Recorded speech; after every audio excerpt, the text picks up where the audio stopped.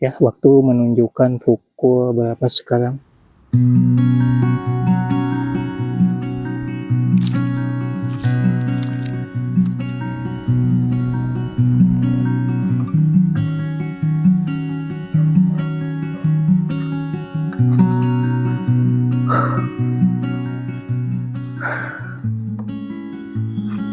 Oke sobat semua. Assalamualaikum warahmatullahi wabarakatuh. Sampurasun. Berjumpa lagi dengan saya Rizal. Selamat datang di Sahabat Pena Sambawa Satria Pegunungan. Nah, kayak di pagi hari ini ya cukup melelahkan karena ini berada di lereng gitu ya, di lereng bukit. Di sebelah sana itu kebun teh ya, kebun teh ACD. Jadi pagi hari ini saya kembali lagi ke perkebunan teh ACD Taraju ya, atau Sambawa ya. Nah, di samping saya, di samping kanan dan samping kiri, ini ada beberapa pohon yang kalau dilihat dari batangnya ini kayaknya udah tua gitu ya. Nah, penelusuran kita hari ini adalah mencari jejak tanaman kopi ya, tanaman kopi yang pernah ditanam di lahan perkebunan teh ACD ya di masa penjajahan Belanda ya. Nah, kita ketahui bahwasannya di masa penjajahan Belanda ya, daerah Taraju itu sudah terkenal sebagai daerah penghasil teh ya terbesar di Periangan Timur ya. Dan itu saat itu di masa penjajahan Belanda itu di bawah pimpinan Tuan Willem Bouwens ya. Nah, saya sempat tertarik gitu ya ketika membaca beberapa arsip di masa penjajahan Belanda gitu ya, dan juga peta yang dikirimkan oleh keluarga Willem Bouwens ya dari Belanda. Ternyata selain mengusahakan tanaman teh ya, memang dominasinya di sini tanaman teh ya di perkebunan teh Sambawa ya seperti itu. Ternyata juga Willem Bouwens ya di masa penjajahan Belanda sempat membudidayakan tanaman kopi ya. Nah, jadi spesial untuk kali ini kita akan mengungkap tentang jejak dari tanaman kopi di masa penjajahan Belanda ya di perkebunan teh ACD Taraju ya. Yang mana ini bisa jadi ya merupakan sisa-sisa gitu ya, karena memang perkebunan kopinya sudah tidak ada. Cuman kalau melihat dari petanya itu lokasinya itu berada di dekat perkampungan ya, kampung dari para pekerja perkebunan teh yaitu di Cibuluh ini ya. Jadi itu lokasi tempat wisata baru. Di sana itu ada Pasir Bowen, sebelah sana itu ada makam Tuan Willem Bouwens ya.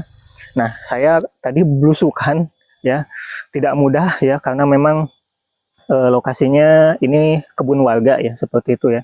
Ini kebun warga, tapi di sisi-sisi dari batas dari kebun warga dengan sawah ini ya, ternyata banyak sisa-sisa batang teh gitu ya, batang kopi ya kayak gitu ya. Karena dominasinya teh, makanya saya ngomongnya teh mulu gitu ya. Nah ini ya,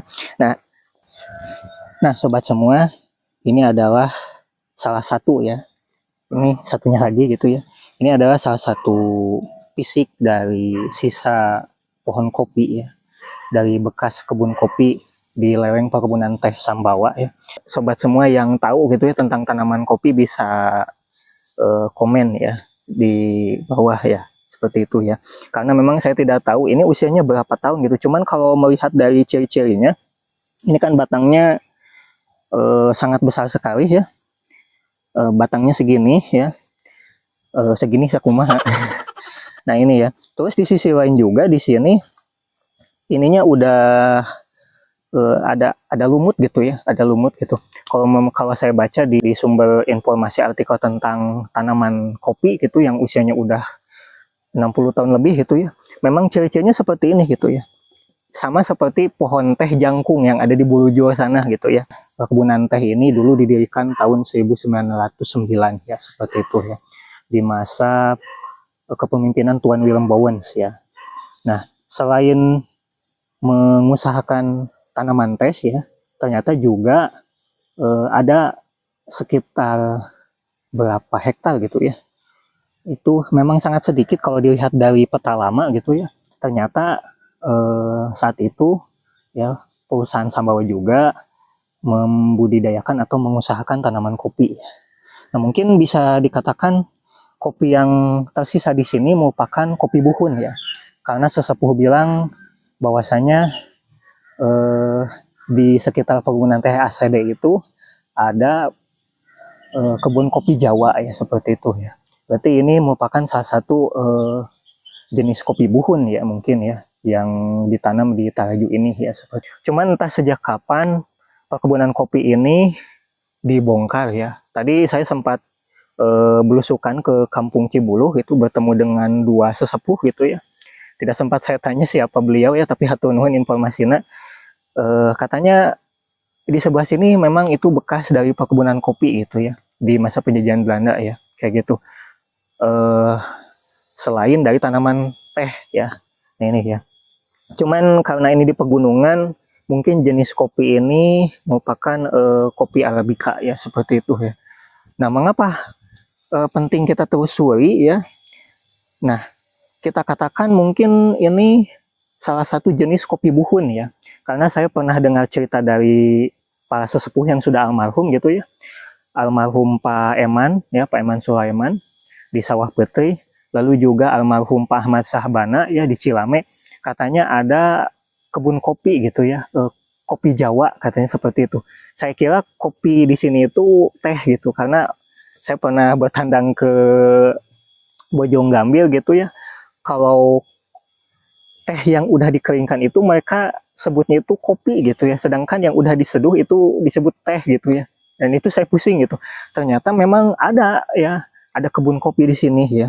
Nah ini ya, ini wujudnya ya gitu. Nah ini menarik ya. Nah nanti kita akan mencoba cari lagi ya, kira-kira ada nggak ya tanaman kopi yang tidak dipangkas seperti ini dan ada bunganya atau bijinya ya, karena memang bulan-bulan ini lagi masa panen sebetulnya ya, masa berbuah gitu ya tanaman kopi ya. Oke sobat semua, tidak nyaman sebetulnya ya belusukan pagi hari ini karena saya diserang semut gatal ini. Nah ini sisa-sisa tanaman kopi tuh, kan semutnya banyak tuh. Ya, semutnya banyak tuh. Ini saya kira tadinya nggak gatal ya, ternyata gatalnya luar biasa. Tapi alhamdulillah kita bisa menemukan sisa dari ya ini, sisa dari tanaman kopinya ya tuh. Kalau dilihat dari batangnya ini sudah lama ya. Kita akan coba telusuri lagi ke sebelah sana ya. Mungkin ada kopi-kopi yang lebih besar lagi ya batangnya ya. Yang pasti bukan milk permen ya.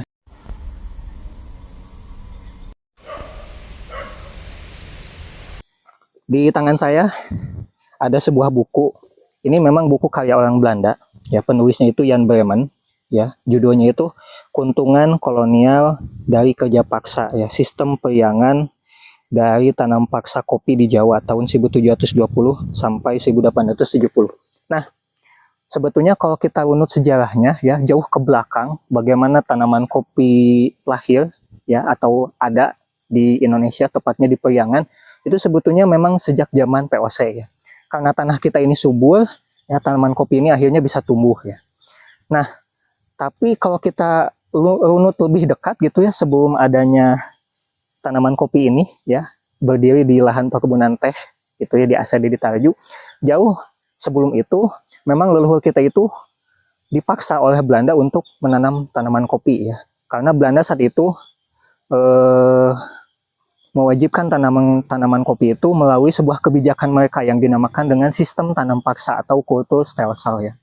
Nah, karena ekonomi Belanda saat itu hancur akibat perang di Penegoro ya, sehingga bagaimana caranya mereka memulihkan kembali ekonomi mereka, maka Johannes van den Bos mengusulkan kepada Raja Willem III ya untuk mengeluarkan kebijakan baru yang dinamakan dengan Kulturstelsel ya, atau sistem tanaman wajib ya.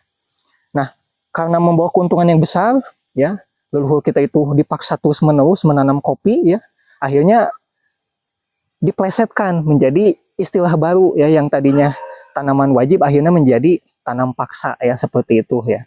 Dan karena saking terus-menerus ya leluhur kita itu dipaksa untuk menanam kopi ya, makanya di Sunda itu lahir sebuah kebiasaan ya, istilah ya, Ayo orang ngopi ya, ayo kita ngopi ya. Meskipun yang dihidangkan di meja itu bukan kopi ya, tapi makanan ringan ya, seperti itu ya. Nah itu bagaimana sejarah kopi ini lahir di Priangan. Nah ini ada juga yang pohon kopinya batangnya besar nih. Dan ini menjulang ke atas. Cuman sayangnya sepertinya sedang tidak berbuah. Atau saya pernah baca kalau kopi yang udah lama memang produksinya udah menurun gitu ya. Jadi buah-buahnya memang udah langka mungkin. Tuh.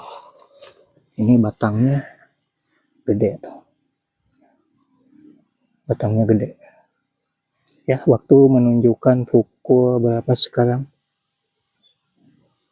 10.40. Langit sudah mendung. Kita harus ke atas lagi. Kita melaju ke sini. Nah ini ya, ini batangnya lebih besar lagi. Tuh. Wah, nah ini batangnya lebih besar.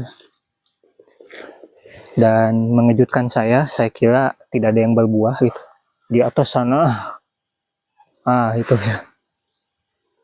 Itu ternyata sedang berbuah. Nah itu ya. Akhirnya kita menemukan pohon kopi yang sedang berbuah. Wah, ternyata ke atasnya. Ternyata tinggi sekali, ini berapa meter ya. Akhirnya bisa menemukan sisa-sisa kopi zaman Belanda. Sangat melelahkan untuk hari ini ya. Mudah-mudahan video singkat ini menginspirasi sobat semua ya. Cuacanya udah mulai mendung ya seperti itu ya. Nanti kita lanjutkan penelusuran ya. Oke, cukup sekian dari saya, Bill Topik Wadaya. Wassalamualaikum warahmatullahi wabarakatuh. Sampurasun.